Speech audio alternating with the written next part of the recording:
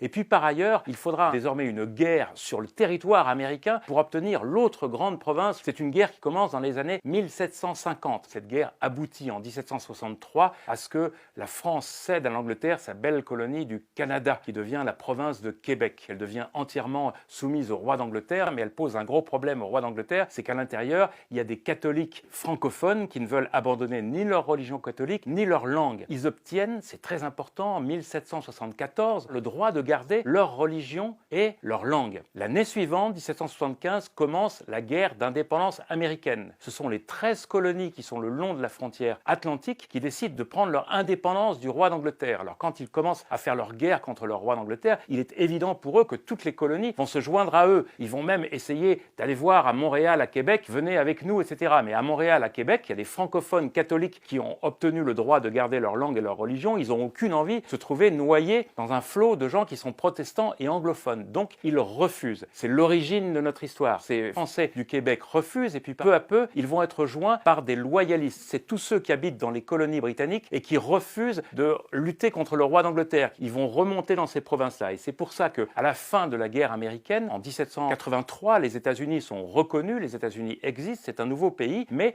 il y a ces provinces qui ont refusé d'aller du côté des États-Unis. On l'appelle l'Amérique du Nord britannique. Ce sont des colonies qui appartiennent au roi d'Angleterre.